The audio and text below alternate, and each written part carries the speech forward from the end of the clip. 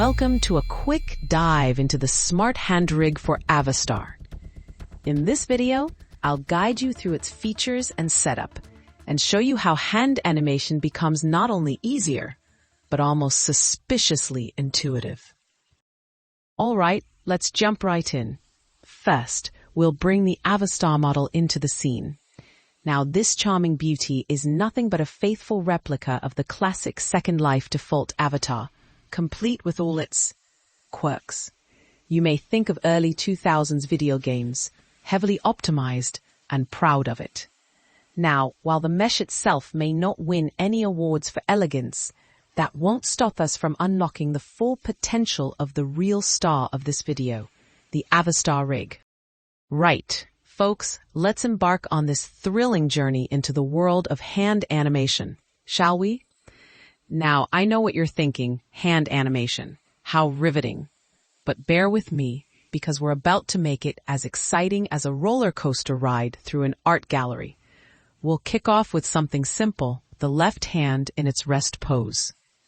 And yes, we could go all out, painstakingly posing each finger, knuckle by knuckle. But let's be honest. Who has the time for that kind of tedium when there are more exciting things on the horizon? In this segment, let's delve into the magic of automation. Because honestly, why toil away when we've got brilliant tools at our disposal? So, welcome to episode 1, the Auto IK. Now, first things first, select the initial knuckle of a finger. Press R to rotate. Then X to restrict that rotation to the global X-axis. A second press of X, and voila! You've switched from global to local. To sum up, RXX, and a subtle nudge of the mouse. Observe as the finger curls, almost as if it's reaching for something, vaguely compelling. But why stop at one finger? Select all the finger knuckles and repeat the RXX magic.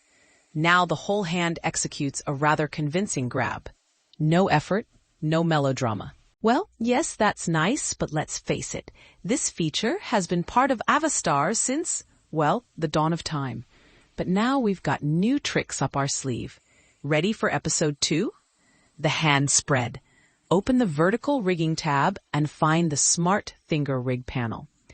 Right at the top, you'll see the hand spreading section. And yes, it's fully automated now. Just slide the control and watch the fingers fan out with remarkable grace. Impressive? Certainly. Entertaining? Perhaps less so. Let's move on to something a bit more exciting. All right. We're moving at quite the clip, aren't we? Welcome to episode 3, the grab controls, part 1. Now here's where the magic happens. We're diving into the art of making the hand grab, using a slider no less. Gone are the days of tediously selecting each finger knuckle whenever we want to animate.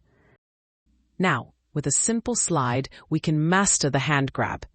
It's minimal effort, maximum reward. Simple, effective, and dare I say a bit like popping bubble wrap. Oddly satisfying. But wait, what's this? Suppose you want just 2 fingers to join the party. Ah, well, we've thought of that too. And here's the magic. Expand the main grab slider and voila! Individual sliders for each finger appear. Right now, all fingers are locked together. That's why the hand performs a classic grab when you move the main slider. But now, with these controls, you can animate each finger independently. And yes, there's more to come. So, get ready for more in episode 4, finger locking. Let's unlock the fingers by clicking the hand lock icon. Now the main slider goes temporarily out of service, so to speak. But here's the trick. You can now lock individual fingers. Just click the little lock icons next to the individual finger sliders that you want the combined slider to control. And voila! You're animating only the fingers you've selected, but with a single slider. Rather elegant, isn't it? So you thought that was it? Oh no. That was just the warm-up. The truly clever bits are coming next. Ready to take off? Ignite, Episode 5, The Grab Controls, Part 2.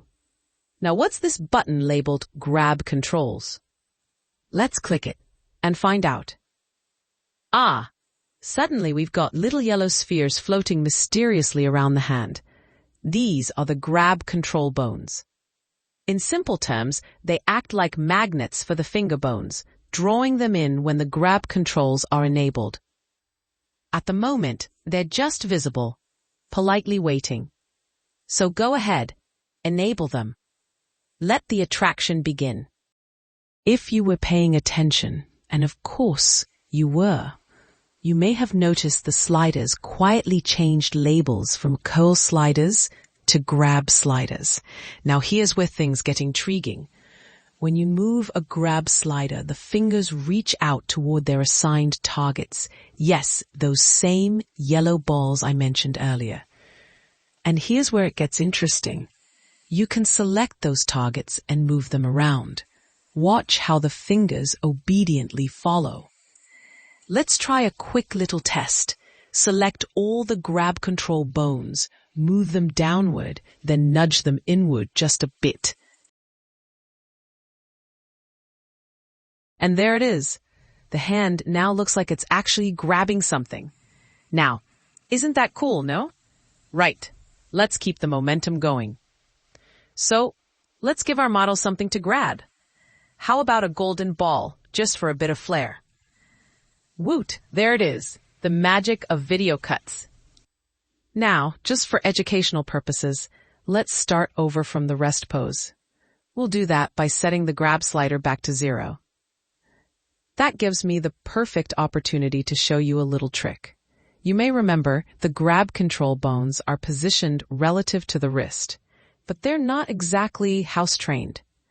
They can wander off, get lost somewhere on the grid, or show up in truly questionable places. But no need to panic. The fix is simple. Just click Reset Finger Targets. You'll find the button just below the grab sliders. And just like that, everything snaps back to where it belongs. The grab target bones are now neatly positioned at the fingertips, which means we can now set the grab slider back to 1.0, and the fingertips stay precisely where they are. Why? Because they're already as close as they can get to their targets. Right, let's get cracking on nabbing this golden, what's it, snitch?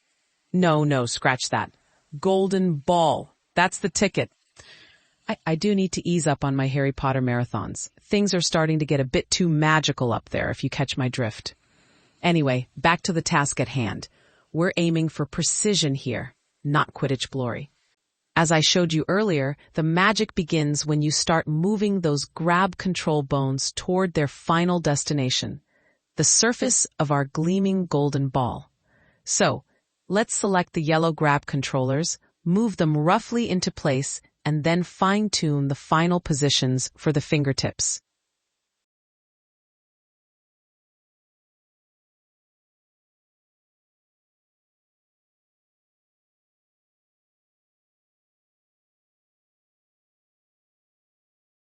Once the grab bones are in position, we can reduce the grab slider value. This causes the fingers to gently return to their rest poses, as if the hand is loosening its grip. Or go the other way. Animate the grab. Ta-da! So, we're done for now? Not so fast. We haven't even touched the cool part yet. But here we go. And now, we dive into episode 6, the crazy episode. Yes, the naming muse abandoned me, but we soldier on. So, up to this point, you've witnessed the hand making a dramatic lunge for the ball, or so it appears. But here's the cheeky twist. You'll find that when you attempt to move the hand, the ball remains floating around like phantoms in space. But fear not, it's time to bring harmony to this cosmic dance. Let's fix this. First, select the ball in object mode. Then, deep breath, no need to panic. Shift-select the armature, which, of course, should still be in pose mode. Ensure both objects are selected. This bit's crucial for what comes next. No pressure. Got it? Brilliant. Now, click on Create Grab Points. You'll find this button in the Grab Point Controls section. This will conjure up a set of little purple balls right at the fingertips. They're not just for fun. They're parented to the golden ball, so they'll move right along with it. Now, let's move the ball and see what happens. You'll notice the fingers aren't letting go, gripping that golden ball like it's the last biscuit at tea.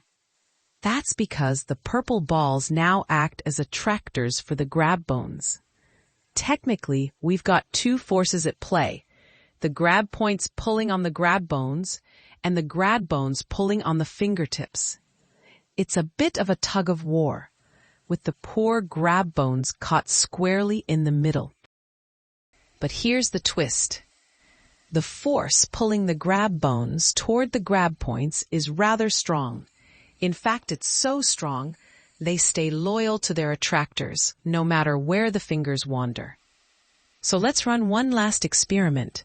This time, move the armature instead of the ball. At first, it looks like nothing's changed. The fingers cling on as usual. But as you pull further away, something clever happens. The grab bones detach from the grab points. And just like that, it looks as if the hand releases the ball. Gracefully. Nice. So, by now we've introduced the new Avastar Handrig, and we do believe it's a bit of a game changer for hand animators. But, hold on, wait just a moment. There's still one episode left. The cherry on top, episode number 7. Let's take another look, shall we? Now, observe the ball once more, behaving ever so courteously, staying put as the hand moves away. But what if we want to grab it, take it for a little stroll? Not that it's a pressing concern for Second Life, mind you, but who could resist the allure of curiosity? And so, I've introduced a feature that's nothing short of monumental in its levity. The button marked Attached to Armature. Shall we give it a click and witness the magic unfold? And guess what? We haven't just grabbed the ball. It's now properly attached to the armature. You can walk away with it in your hand, like it was meant to be there all along. Neat, isn't it? Oh, and yes, you can of course release it again elsewhere.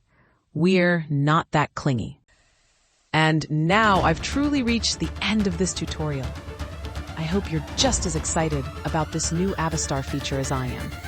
And here's the best part. It's already waiting for you in the Daily Build folder on your download page. And this bit is important. The new Avastar Handrig is a feature exclusive to Avastar-4, which, full disclosure, is still in alpha. But that's only temporary. Things are moving quickly, I promise. So go ahead. Grab the latest version, install it on Blender 4, and have a play with the Handrig. Complain if something's broken, suggest improvements if you've got ideas, and if you're genuinely delighted with what we've meshed up for you, don't be shy with the kudos. And do happy hands. Whatever that means. Have a great day, and see you in the next video.